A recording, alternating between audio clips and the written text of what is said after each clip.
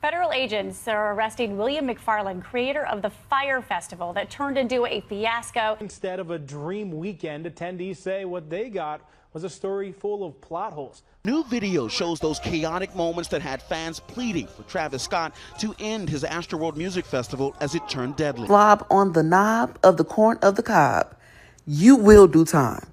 Okay? That is public indecency. Mistakes made on a lot of different people's parts, and we take full responsibility for the parts that were us.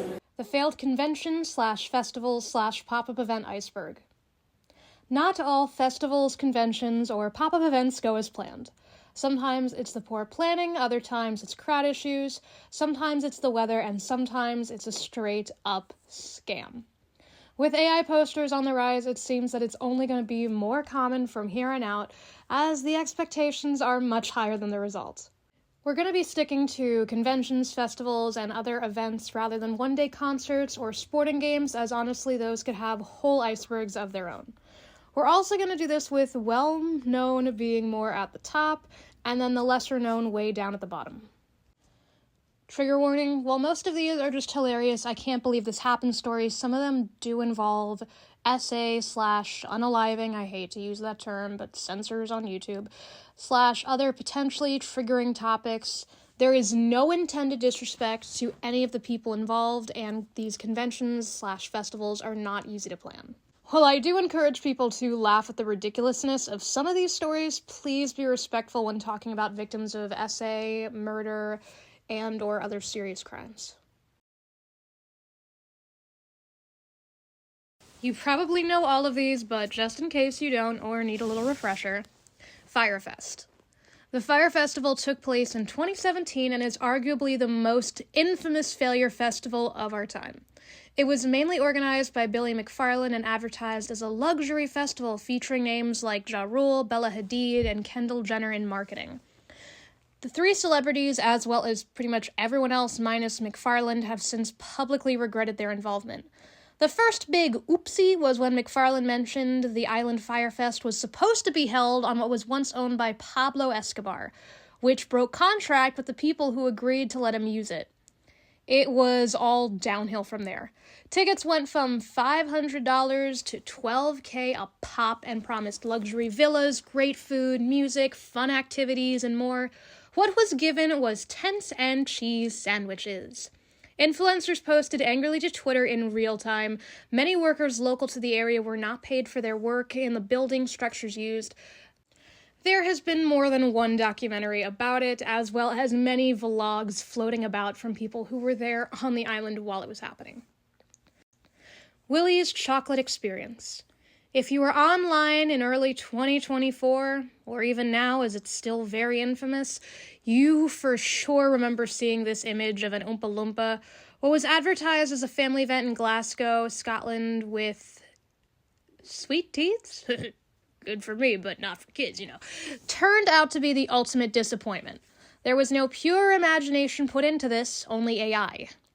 From actors originally being told to memorize a gibberish AI script to a mostly empty warehouse, to kids getting a single jelly bean and some lemonade, to a character known as the Unknown who has a backstory and hairstyle that shares a slight unintentional resemblance to my Blood Manor character Thorn, to accusations against one of the actors. This was a comedy spectacle for adults everywhere. You know, except for those that didn't purchase it. Police actually showed up and shut the event down because of so many complaints. Astroworld. Unfortunately, unlike the previous entries, this one carried fatalities. Netflix released a documentary that contains survivor statements as well as explaining what caused the crowd crush. To summarize, there was a bad crowd crush. Many workers ignored or didn't believe attendees trying to explain what was happening. The show continued when it should have paused. One person even bragged on Twitter about jumping on an ambulance when it was trying to help someone, which I didn't enjoy seeing. Travis Scott, the creator behind the event, as well as the person performing, initially responded to it with this video, which I hope was not filmed on the toilet. Essentially, what caused the crowd crush was a mix of bad planning, Travis encouraging people to enter even without a ticket, without taking capacity issues in mind, and other human errors. Here's a list of the names of the publicly known victims. Woodstock 99. If you aren't old enough to remember or be born before this one, your parents probably will. What was supposed to be the 90s version of the Peace and Love Fest from the 60s turned into a real Fyre fest. There were fires. A lot. Things were stolen, people took the song Break Stuff by Limp Bizkit a little too literally while it was being performed, and unfortunately several girls were essayed. There are a lot of documentaries and books talking about this event, so instead of focusing on this one for a longer period of time, I'm going to move on to the next one. DashCon. You've probably seen this infamous ball pit image. Well, it was thanks to DashCon, the 2014 Tumblr fan convention. In 2014, Tumblr ruled a good portion of teen culture. Several fans, who were not part of the official Tumblr staff, decided to make a convention. One highlight was when organizer Lol Clan O'Neill, I am so sorry if I mispronounced that, who I should mention was only a teenager when this happened, claimed that the hotel made a cash-only demand. They handled it by asking attendees to give cash. Almost every panel was canceled, and an extra hour in the ball pit was offered as compensation. Then the ball pit deflated. R.I.P. DashCon ball pit, you never stood a chance. Second layer. If you're online a lot, you probably know at least most of these, but the average Joe on the street may not. Rainforest. The furry convention Rainforest was made in 2007 to replace a previous convention called Conifer Northwest. The last convention was 2015 at a Hilton hotel, and it was horrifying. The organizers released a letter claiming, quote, "For the last few years, the Hilton sustained more damage during Rainforest than it did from every other event at the Hilton the entire rest of the year." Police visited for many reasons involving drug possession, SA, and vandalism. When I say vandalism, I don't just mean someone tagging a hotel room. There were furries who wore diapers for non-medical adult reasons who left them on people's cars. Hotel hot tubs were damaged because people shoved towels into the pump. At one point, there were 2 inches of toilet water flooding a hotel room. Someone even broke an elevator. Word got around about how badly the attendees behaved, and the organizers were blacklisted from the hotels, thus ending Furfest. Now, on the note of furries, God, what a weird sentence to say, Midwest Furfest. In 2014, Furfest, aka Anthrocon, was attacked with chlorine gas on the final night of the convention. People were evacuated, and a hazmat team efficiently decontaminated the area. 3 hours after evacuation, everyone was let inside. 19 were hospitalized, but no fatalities. As of March 2026, the month and year I wrote this part of the script, no one has been charged. You probably know about it from this news report. Are you guys having fun today? In June 2018, YouTuber Tana Mongu hosted TanaCon, a response to her anger with VidCon. She planned it around the same time in hopes people would go to her convention instead. With only 3 months of planning, she managed to make what was most often referred to at the time as the Fyre Festival of YouTube. The convention bragged it would get 20K attendees despite the fact that the venue had a 1K attendee capacity. Passes were free for people who registered early, with VIP passes at $65. Over 4,000 young fans showed up. The majority did not make it inside due to capacity issues and had to wait outside in the blazing sun all day for nothing before the convention was eventually shut down on the first day and canceled for the remaining days. Reports said that once inside there was no food or water, but there was a wedding! Yay! Roskilde Festival 2000. Held from June 29th to July 2nd, 2000, this annual Denmark Music Festival's 30th run resulted in a crowd crush that caused the death of 9 young men.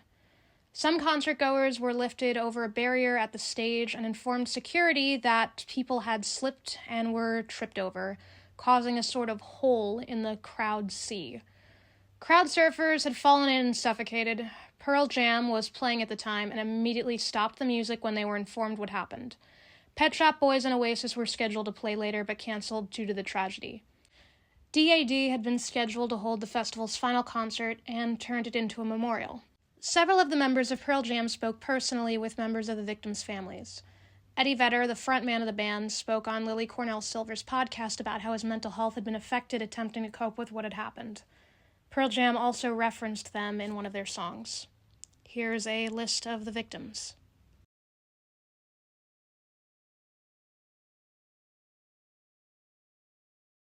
third tier in the water. If you're deep in the scene, you're a bit deep in the iceberg. Glastonbury 2005. Nothing quite says England like the rain, and this festival had a huge downpour on its opening day. Several stages were hit by lightning, and the area suffered flash floods.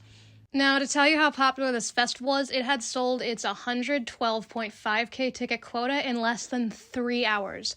So it was no surprise when the mud mixed with the rainwater mixed with the human feces from the flying portaloos, and the people were having to sludge through it all.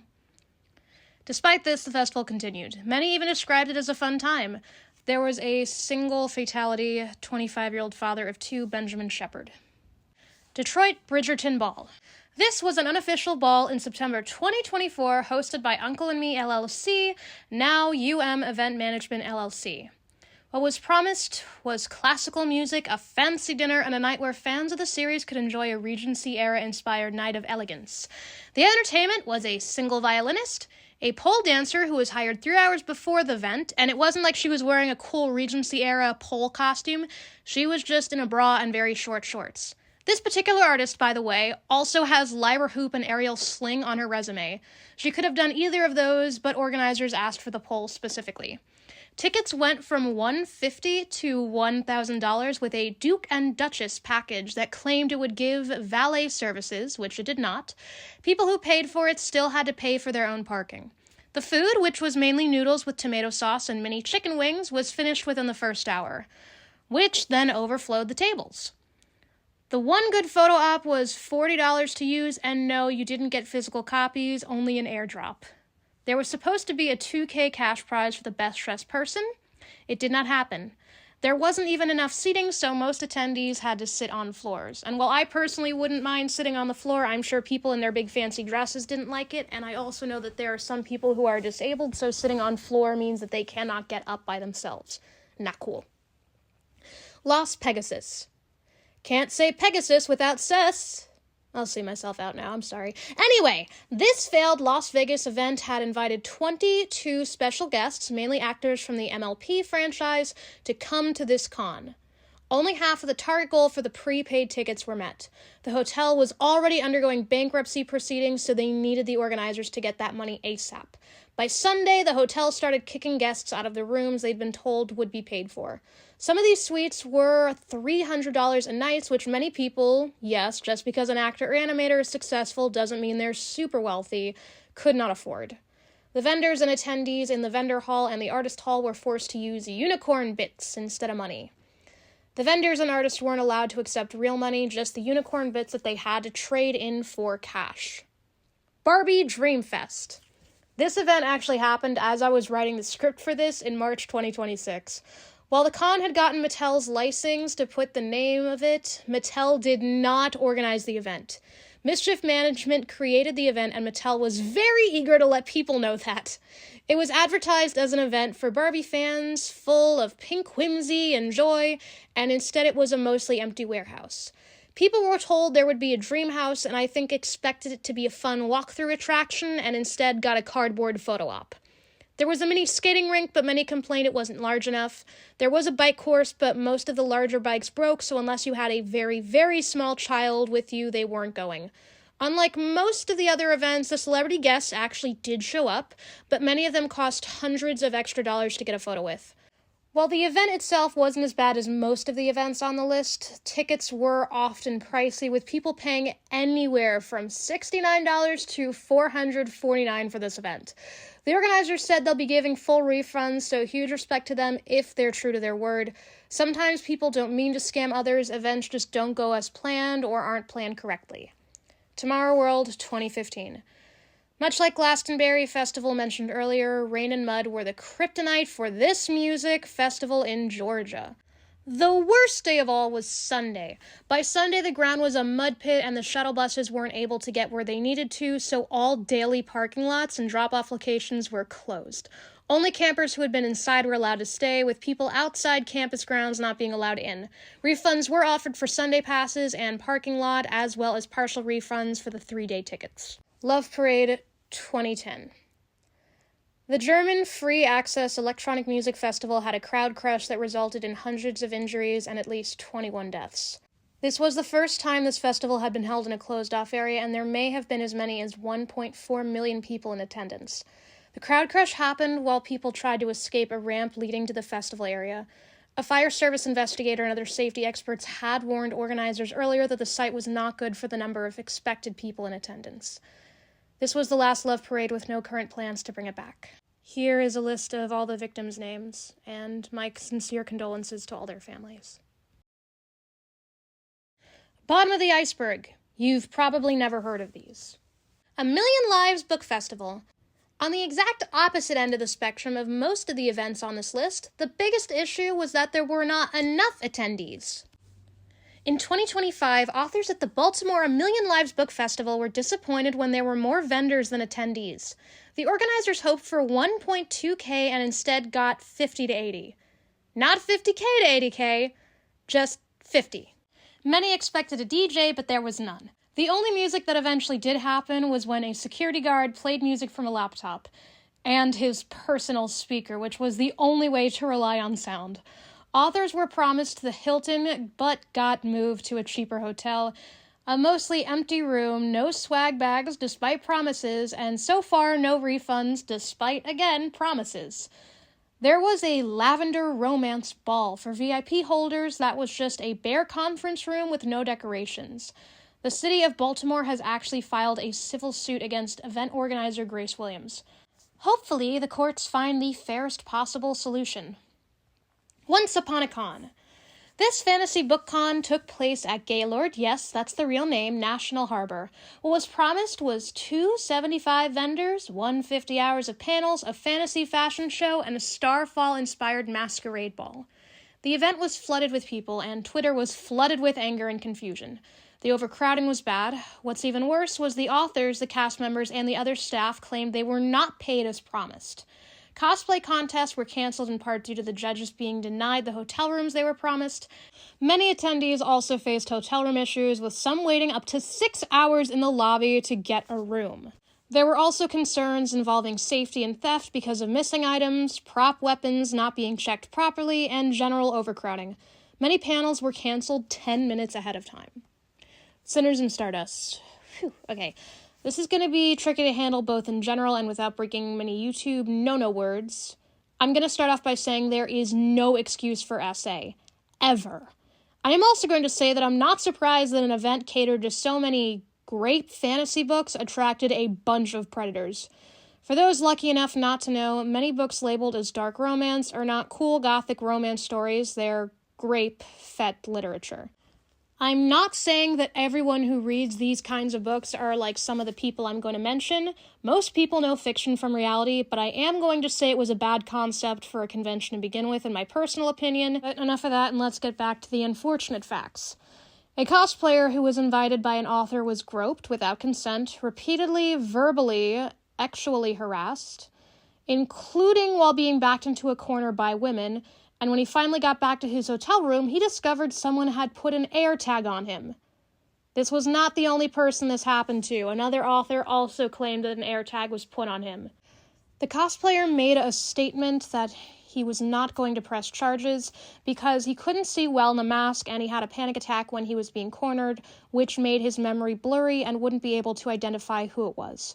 He also said he didn't want to put himself through any more of it by dealing with authorities. One author said she was forcibly kissed without consent.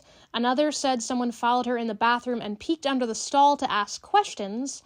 The talk of the lobby was one attendee, who was allegedly a conference volunteer, who wore a strap-on and flashed people with it, then stuck it on the lobby wall and performed adult acts with her mouth, which led to her being angrily called out and then deleting her social media. I also want to point out again that this thing she did with her mouth was in the lobby, as in anyone who wandered in would see it rather than a more isolated area where only people who wanted to see it could witness it. Sinners and Stardust claims they are putting in new safety precautions, but many feel this came too late and way too much was tolerated. Snowland, Panama. This 2025 event that was canceled by the ACODEOCO is another story of AI advertising scamming people. What was supposed to be a winter wonderland with an ice rink, a ski ramp, and more was considered too dangerous for attendees who were promised refunds, The ice rink and the ski ramp were both inoperable on the day of opening. There was, however, a small bounce house and what appeared to be a bunch of blue sheets put up. Bluey Day! Remember that episode of SpongeBob where he says they wanted Krabby the Clown and all they got was Cheapy McCheapskate? Yeah, that's the situation. Dirt Dog, a Las Vegas restaurant, promised a fun day with the beloved children's character, Bluey, who I may also point out is supposed to be a female dog who's about 7 years old. They instead got thousands of people in long lines and a random male employee with a beard in a Bluey onesie. The TV playing Bluey was put on mute. I'm not sure if they had subtitles, but considering that the target audience is preschoolers, most of whom cannot read yet, it wasn't good either way. Children cried and parents complained online. The eatery wanted to have a redemption do-over day, but got a cease and desist by BBC Studios, which smartly canceled the event. Bonus, nearby ship. So cruises could honestly have their entire own iceberg, no Titanic pun intended, and with recent events, well, that probably wouldn't be the most fun video to make right now. Not that people wouldn't watch it, but I wanted to include this cruise specifically because it's so wacky that it would have been a disservice to not include this. The Poop Cruise. The Poop Cruise was a 2013 incident where a Carnival ship lost power, resulting in no working toilets. Despite the crew's absolute best efforts to try and keep everyone happy, it's hard to not be upset when you have bags of dung in your hallway and are stepping in raw sewage. I have to give my props to the passengers and the crew for making the best of this god-awful situation and making sure that everyone got it okay so we can laugh about it instead of crying. There is a train wreck docu-series about this, and personally my favorite moment is Chef Abhi describes the toilet paper poop, then toilet paper poop over it as a poop lasagna. They show him at the end with this image. Well, that was my first Iceberg video. I hope you all enjoyed. Please stay safe, wash your hands, and make sure that whenever you buy tickets to events, you're getting it from legitimate websites, or in person, of course, and not scammers. Have a good day!